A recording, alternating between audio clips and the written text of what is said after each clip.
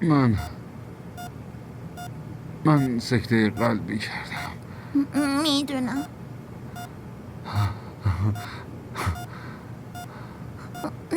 نخند بابا. نه میخندم رو.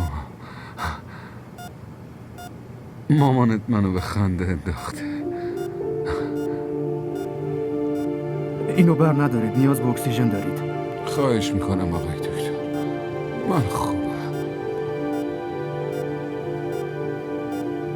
همگی مراقب باشید. هولتر قلبو نگاه کنید، ریتمش نامنظم نشه. امروز مامانتو دیدم. وقتی دیدمش مثل قبل نبود. میدونی داشت راضی میکرد. عذرخواهی هم کرد.